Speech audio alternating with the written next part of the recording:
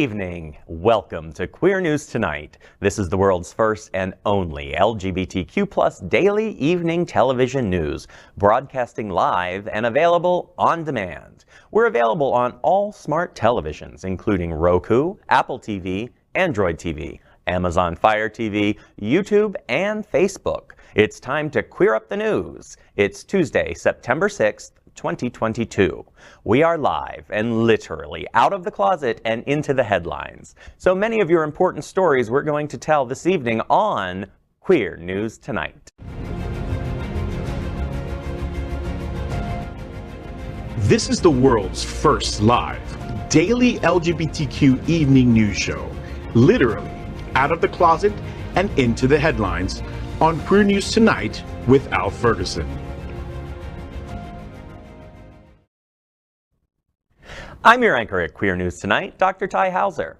This evening, we bring you the news of and perspective representing the LGBTQ+ community from South Florida, America, and across our planet. This is the world's first and only unedited live LGBTQ+ evening news show. Whatever happens unique in LGBTQ+ news, you will see it and hear it. Happening Out Television Network is a 501c3 nonprofit media platform in the television and radio model of PBS and NPR, but designed for our LGBTQ+ community. We are part of one of the largest LGBTQ+ media companies in America, Hotspots Magazine and Happening Out Television Network. Our magazine is celebrating 36 years of the LGBTQ+ experience, and our television news, talk, and entertainment shows support our mission to educate the LGBTQ+ and broader community. Let's welcome our anchors tonight. First off, Jeff Oliverio. Jeff is founder and treasurer of the Hollywood LGBTQ+ Council, a unique community civic organization in Greater Hollywood. The council will be hosting the second annual My Hollywood Pride on January 29, 2023. He is also the chair of the 2022 National LGBTQ Task Force Gala, Red, White, and You, being held October 22, 2022 at the Miami Beach Convention Center.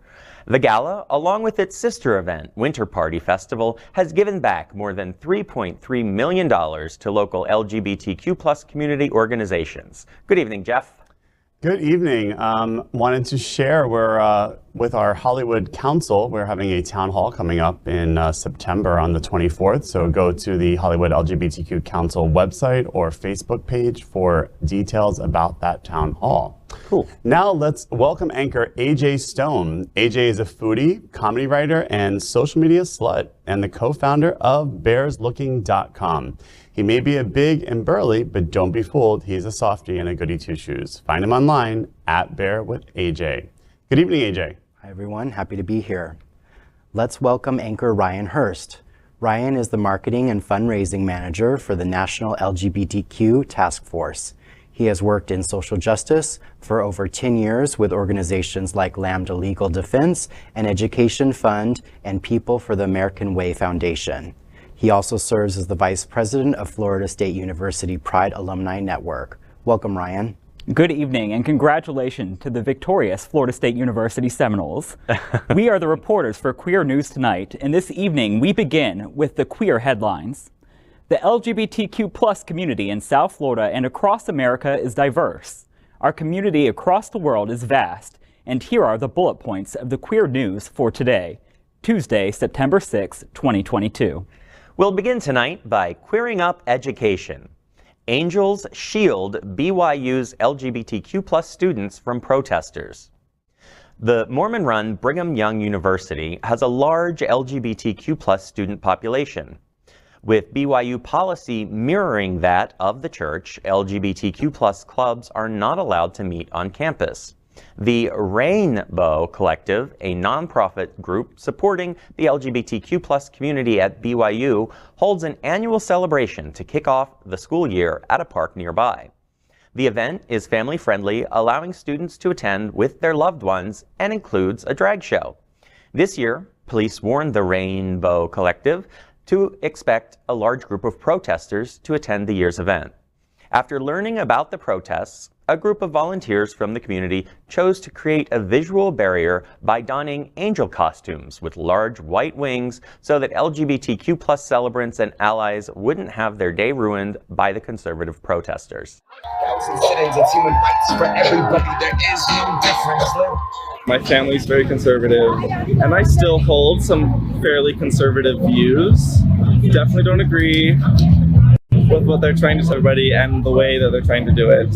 And so to just be a really, really peaceful stand between those two and try to kind of bridge that gap is important.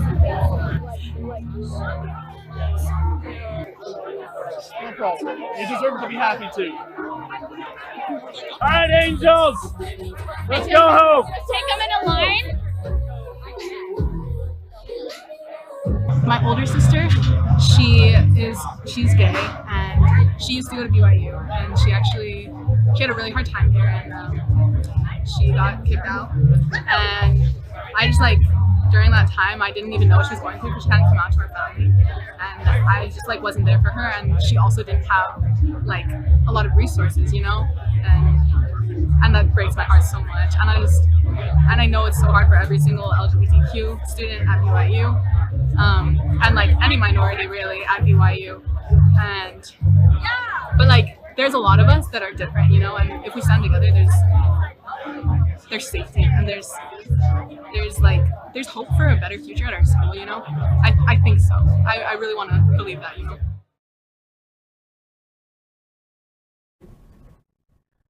Okay, well, first of all, love the huge angel outfits just to kind of block the view, to make everyone feel safe. I think that's great. But at the same time, why are we still going out of our way to promote hate? Why do we have to do what is it about our gathering together as a group that causes other people to feel the need to come and spread hate? And imagine these students that are paying tuition to go to a school where they literally can't congregate together for a social group. That's exactly what it is. It's hard to think that students don't have a safe place on their campus to do these things. That's absolutely, and part of the thing with student organizations is they receive tuition dollars for their organization to function. So because they're not recognized, they're doing this all with their own private funding. They're not getting anything from the school, from their own money. And I think it's also important to remember that the right wing does not own morality and faith. One of the things I love about the task force is one of our tenets is queering faith, making queer people visible where they're currently invisible, and that includes in churches, synagogues, in broader communities of faith in general. We want to make sure we're having those conversations and let people know that, you can be queer, you can be LGBTQ, and still be a person of faith that, wants to be part of a religious community. And it's they build it and they promoted it as an all-inclusive, family-friendly event. So what they were protesting was essentially you, your family, and your allies are not welcome here. And I just don't understand how you can, as a human being, go out of your way to express that level of it's hate. And it seems, we're setting up those people for, again, attacks or for the fact that they don't feel safe, I think is another issue. And by ostracizing people that have to go out of their, their safe community of their college to organize a social event is just, the ultimate, discrimination against LGBTQ people. Mm-hmm. Well, let's say we're facing a resurgent anti-LGBTQ movement in the United States right now. We're facing blowback from all of the advancements we've made over the past 50 years. And this is intimidation to force us back into the closet, I think. Mm-hmm. That's absolutely what they want to do. And the angel kind of organizer at the end saying, let's take them in a line. I actually said something similar to that this weekend on the drive. I think we'll move on. How's that? Now let's queer up the worldview. LGBTQ plus activists in Iran sentenced to death for spreading corruption on Earth. 2 women were sentenced to death yesterday by a court in the town of Urmia in Iran. They were convicted of, quote, spreading corruption on Earth for their LGBTQ plus activism and being openly lesbian. This charge is frequently opposed on defendants deemed to have broken the country's Sharia laws. Amnesty International said in January that the charges stemmed from her public defense of gay rights on her social media platforms, as well as an appearance in a BBC documentary which aired in May of 2021 about the abuses that LGBTQ people suffer in the Kurdistan region of northern Iraq. Well, again, these stories are always just a reminder of how our community is, globally attacked, and let alone in our own country, in which we just talked about. And these atrocities happen, in many, many countries where we have no legal rights. The general spreading corruption on earth. How, anyone can do that anytime. I littered today. I'm spreading corruption on earth. It's so vague. What do you say? I mean, what do you say to that? A charge like that?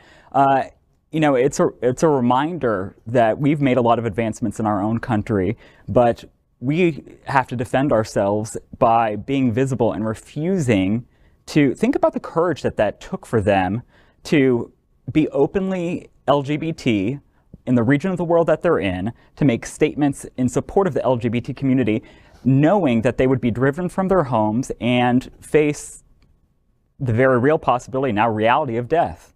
Yeah. I think it goes to show how important, like the previous story was, how important it is to celebrate Pride and hold your partner's hand down the street in a community like ours where it is safer. Not necessarily safe, but safer, and that we can be that kind of shining light, that mentor, that example that other parts of the country can dream about and hopefully rise up against to get to those levels as well someday. And it's also the importance of groups like Amnesty International, or I recently heard of you all might know them already, but I recently heard of a group called the Rainbow Railroad that works to bring LGBTQ people out of places like this and relocate them into countries where they can live without persecution. And it's very interesting when we look at the conservative movement that's attacking the LGBTQ community, that's very much aligned with, again, maybe not murdering, but with, the extreme regimes of a Sharia law country, attacking LGBTQ people. And then, here are conservatives who claim to be about freedom, attacking the LGBTQ community. So, I mean, it's there's a very fine line between Sharia law and the fascism that's happening in our own country. So, beware. Let's move on with Queer Up South Florida and Florida. Club Space in Miami to revise sensitivity training after incident involving queer patron. Club Space in Miami has issued an apology after an incident that has been called queerphobic. In August, Bruno Olmedo was at the club and dancing on one of the boxes. They were approached by security and told that the boxes are only open to women. Olmedo, who is non-binary and has been invited to the box by a group of girls who were also dancing on it, said on TikTok, quote, "After arguing with them because this is queerphobia, I get down and they kick me out along with my brother and my cousin who tried to defend me," end quote. DJ Nicola Cruz, the headliner that evening, saw the video and shared it on his Instagram, writing, quote, "Yo, Space in Miami, no one should have to go through this. It's 2022. Keep your parties safe and open," end quote. The club's leadership team said that the women-only policy was implemented after men had tried aggressively flirting with women on the boxes, or in some cases, stolen purses from them. They issued a statement saying, quote, "After Saturday's incident, we have reviewed our dance box policy, which will now evolve to the following.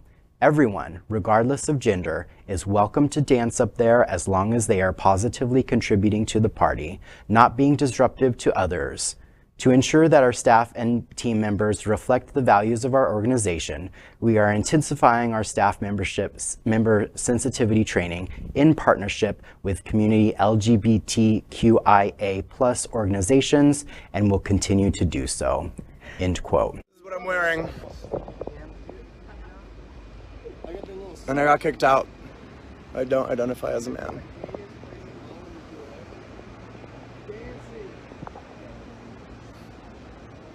Because we will not followers to break it through you multiple times. They said, no man up there, I don't identify as a man. And you're telling me that I can't, oh my God, there's not even an option in Florida. Not even an option in Florida for me to not identify as a man. Okay, so you're offloading the responsibility of this homophobic, transphobic moment onto the state. I'm following what your ID says. No, you're kicking me out of the club for dancing on this thing when I don't identify as a man. I think this is a prime example to see behavior. Obviously, this individual wasn't trying to steal purses, wasn't badgering other members of the club, and probably was just there having a good time. So I feel like this training is coming at the right time. You know, I hope that this is an opportunity for there to be some education around the broad and diverse spectrum of gender identity that there is in the world. And it's a beautiful thing, and it's a shame that this person had to, you know, take a night that they were out having fun and, you know, have the composure to educate a staff member about what gender identity and LGBTQ policy in the state of Florida is. I mean, I can't imagine keeping that kind of composure. I mean, and you know, I think for the club in general, this is obviously a story. I'm glad that they're taking it seriously. They've always, to my knowledge, have been a very good partner to the LGBTQ community, hosting events, and there's always been a very large queer following of club space and the DJs that go there. So I'm assuming this is one maybe bad apple following a rule and not being well educated. So I'm glad to see that they're going to put something in place to educate people. There's a certain nuance to this too that I think is important to sort of thresh out, and it's this idea of objectification and what we will allow and who we will allow to be objectified in a club. In these spaces, if you are dancing on a stage, if you are dancing on a box dancing, if you are dancing in a cage, like the whole point is there's a certain objectification that happens there. And on one level, it's like, okay, we've made this policy because we're only going to objectify women, right? And that's projecting or reasserting this kind of hyper masculine view that the world kind of takes. And I love that this person now was challenging that, saying, hey, I mean, not that they wanted to be objectified, but hey, I want to be part of this thing too. So maybe we need to rethink how we handle those spaces and how we deal with them. And I'm not saying that everyone there that's dancing on a box is being objectified. I'm not saying that they don't want to be there enjoying themselves, but it is a conversation that I think we have to be aware of in all of that. And then before we move on, I do want to know if the three of you have your very own personal box policies. I don't, but I will give a PSA. Please don't bring your purse to club space. It's probably not a good idea, ladies, in general, from what I understand. All right, well, next, let's queer up health. More than half of LGBTQ+ Southerners say families tried to make them straight. A new survey by the Campaign for Southern Equality and Campus Pride shows the challenges faced by many LGBTQ+ individuals from Southern states. According to the survey, 58% of lesbian, gay, bisexual, transgender, and queer people live in 13 Southern states reported that a parent or caregiver tried to change or repress their sexual orientation or gender identity.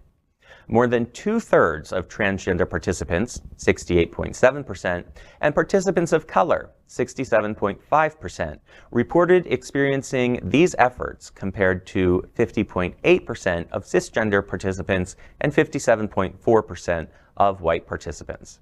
Younger LGBTQ+ Southerners, those 18 to 24, were also more likely to report that a caregiver tried to change or repress their identity, 64.4%, compared to those 25 and older, which is 51.1%.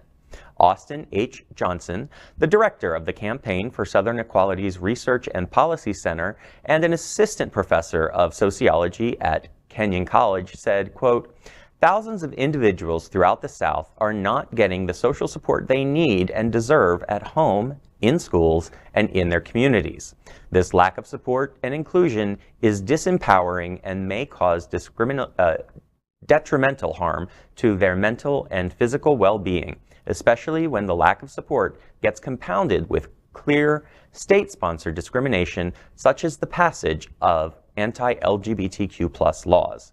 And I think he gets it right there. If we're in a don't say gay world and we're also feeling the pressure from our families to stay in the closet and pretend to be something that we're not, it's going to be harder and harder to feel accepted. And isn't it interesting that younger people, 18 to 24, are now reporting that they're facing a higher percentage of discrimination than the older generation? I think that's evidence of this resurgent anti-LGBT movement that is going on right now. Which is fascinating too, because members of Gen Z, almost 20% of them identify as some kind of member of the queer or LGBT+ community. Yeah, and I think you have to not excuse, but understand that these parents who may be not well educated, may not know much about the LGBTQ culture and community, and then they're taking their lead from government and from religion and thinking, I don't want my child to be, ostracized, prosecuted, or not have, so they may think, well, what's my choice? Let me try to fix them. Is the idea. So it may even just be parents that are literally trying to protect their children the best way they know how, and that's the only way that they know how. And that's your point of education. Like, they don't know how to do it. They don't understand the community or the support systems that we need or that are available, or the ways in which we express our identities. And that level of education is something that parents definitely need. We used to talk about this a lot at PFLAG meetings with parents, and many times, of course, the first reaction that parents have when especially a lot of the parents in PFLAG were parents of kids in sometimes middle school, high school, maybe college. The first thing is like, well, you'll grow out of it.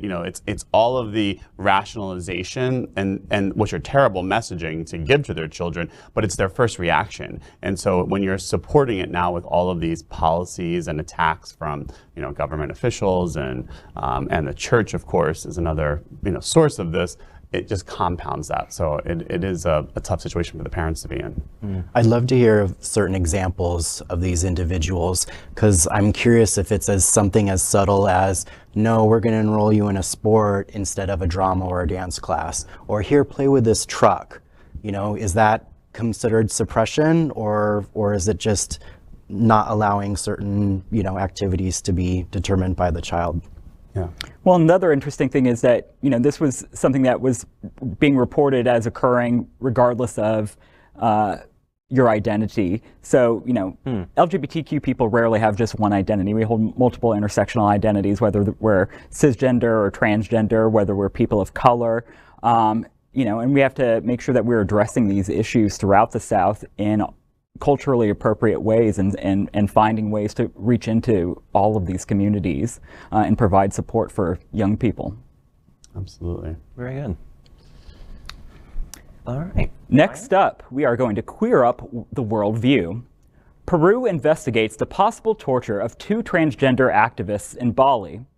2 transgender activists, 32-year-old Rodrigo Ventosilla and his husband, Sebastian Mariano, went to Bali at the start of August on their honeymoon. Upon arrival on August 6th, both of them were detained at the island's airport for allegedly possessing marijuana. 5 days later, Ventosilla died at a hospital in Denpasar due to multiple organ failures, leading many to think he had been abused during his time in jail.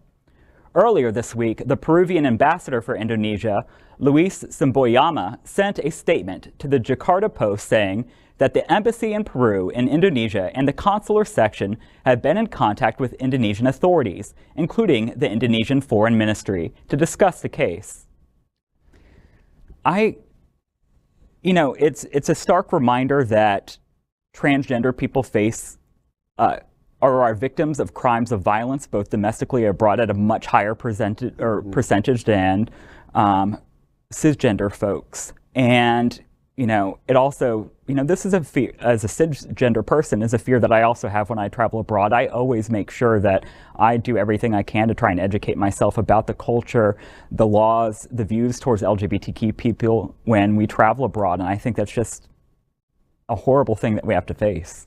So the problem is were they carrying marijuana or weren't they? Because you never know. That can be such a trumped up charge that you don't really know. But if you are traveling LGBTQ America, leave your pot at home. Everybody, as we've learned in a lot of different stories lately, leave your drugs at home. First of all, by no means does that justify what's been happening, but like you said, learn the laws. What's legal? What can I carry with me? Educate yourself. Yeah, I agree with Ryan too. I think that a lot of people don't do their homework before they travel, and knowing the different laws and risks that are associated for LGBTQ people, and in many places. This is not this is a very big world, and there's a lot of different even places that are quote unquote accepting of LGBTQ people that still have a lot of unsafe and yes. The trans community, of course, as always, faces the toughest challenge. But also, kudos to Peru for following through on this. I mean, for the State Department of Peru to say, hey, we're going to get in touch with you. We want to talk more about this. Good for them for supporting, or unfortunately this instance, but good for them for supporting their citizens by attempting to follow up on what really happened. Yeah, very sad story. So. Next, we are proud of our special partnership with Sunshine Cathedral, the world's largest queer church here in Fort Lauderdale. Supporting that partnership, we are broadcasting from our permanent set here at Sunshine Cathedral at the Happening Out television studios. We broadcast Sunshine Cathedral's Sunday International Service at 10:30 a.m. with more than 30,000 watching every week.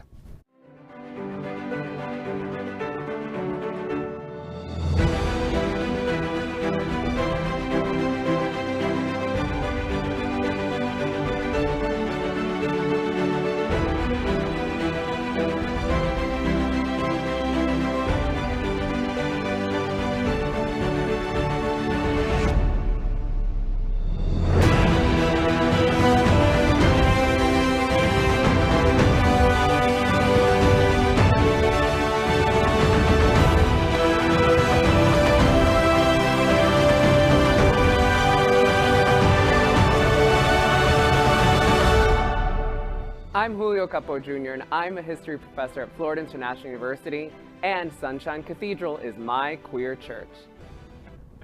We finished tonight's Queer News headlines with a segment we call LGBTQ+ 1 Minute News.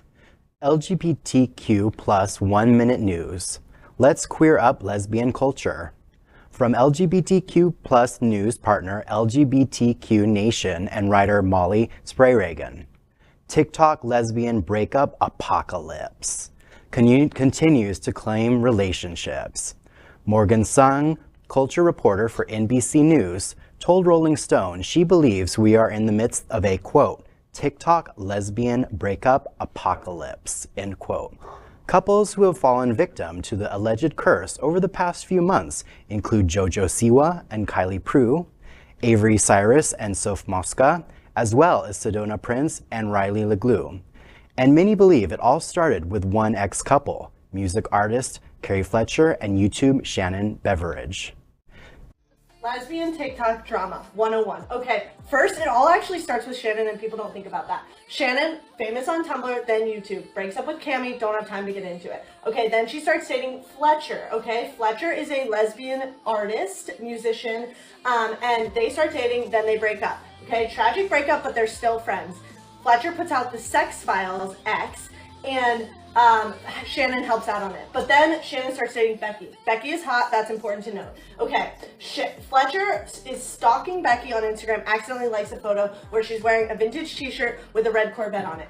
Fletcher gets choked up about it. She goes and writes a song, Becky's So Hot. It's a bop, okay? The song lyrics are, Becky's so hot in your vintage t-shirt, okay? Oh, she's the one I should hate, but I want to know how she tastes, okay? So it's a bop. Shannon and Becky are upset about it. They put out a line of t-shirts, don't have time to get into it, okay? The song is a bop. It sets off a chain of lesbian breakups. Here comes the new age of TikTok lesbians. Okay, lesbian breakup curse. First, we have a tall lesbian and a short girlfriend. Very big height difference, okay? Sedona and Riley, they break up. Okay, then we have Avery and Soph, TikTok lesbians, don't have time to get into it, they break up. Jojo Siwa, as you know, and Kylie, her girlfriend, they broke up, got back together, then broke up again. Okay, this sets off a chain reaction. We have Sedona posting on Snapchat, basically saying that Riley traumatized her, but then Riley gets on TikTok, comments, she cheated on me twice, okay? Then we have a response from Sedona saying that Riley actually cheated on her, but then we find out it's more emotional cheating, okay? Then Avery and JoJo start hanging out. They make a mukbang, it's weird, okay? She eats something blue, she has a blue kiss on her cheek. Then JoJo takes Avery to Disney, which is where JoJo takes girls. Any questions? Get the rest of the story at lgbtqnation.com. LGBTQ plus 1 minute news. Let's queer up the USA view. From LGBTQ plus news partner, The Advocate, and writer Donald Padgett. Texas prisoner murdered in cell after homophobic abuse. A gay inmate in Texas who died in prison was murdered and did not die by suicide. On August 5th, Galloway, 42, was found in his cell with a noose around his neck at the Gib Lou unit in Woodville. His death was initially reported as a death by suicide, but his family told local media that Galloway told them he feared for his life behind bars.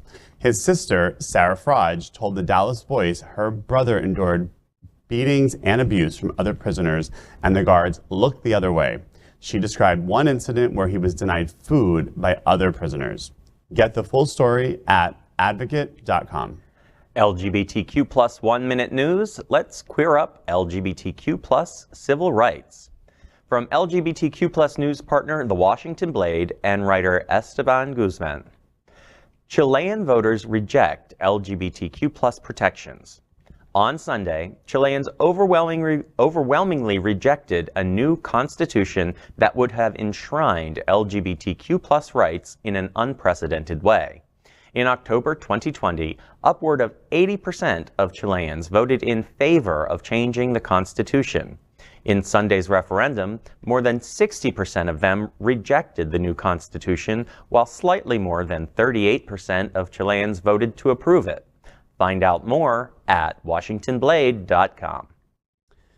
Now, LGBTQ plus 1 minute news. Let's queer up entertainment. From LGBTQ plus news partner Queerty and writer David Hudson. Joel Kim Booster speaks out on Billy Eichner's comments about disposable LGBTQ plus movies. Fire Island star Joel Kim Booster has reacted to comments Billy Eichner made last week about LGBTQ content on streaming platforms. Eichner is currently promoting his movie Bros. Talking to Variety, he called the theatrical release historic compared to, quote, some streaming thing which feels disposable or which is like one of a million Netflix shows, end quote. Some commentators took this as Eichner dismissing some of the queer content on streaming platforms. To see Booster's reaction, go to queerty.com. LGBTQ plus 1 minute news. Let's queer up the worldview. From LGBTQ plus news partner Pink News and writer Maggie Baska. 25-year-old trans man dies after Münster Pride attack. A 25-year-old trans man has tragically died just days after he was brutally beaten at a Pride event in Münster, Germany. The victim was assaulted during the city's Christopher Street Day, an annual event celebrating the LGBTQ plus community and fighting discrimination. The trans man, who has only been identified by authorities by his first name, Malte, confronted an unknown person who was hurling homophobic abuse at two women attending the LGBTQ plus event. Read the whole story at pinknews.co.uk. That is today's news for the LGBTQ plus community and the world's first and only daily LGBTQ plus evening news show. If our community is important to you, share this news with your friends and family. Are you, like most of America, part of our very large television audience watching this live LGBTQ plus news broadcast right now on Roku, Apple TV, Android TV, and Amazon Fire TV? Queer News Tonight is the only live LGBTQ plus digital television show in the world that is out of the closet and into the headlines. We need your support. If our community is to grow, we must tell our stories and bring them to the attention of the broader world. This is the only place in the world that tells these types of LGBTQ+ stories in motion and sound. That is the passion of Hotspots Magazine, Happening Out Television Network, and Queer News Tonight. I'm your anchor tonight for Queer News Tonight, Dr. Tai Houser, and on behalf of these LGBTQ reporters, the anchors of Queer News Tonight, including Jeff Oliverio, AJ Stone, and Ryan Hurst. We will see you daily at 8 p.m. And to our LGBTQ+ world, we wish you good night.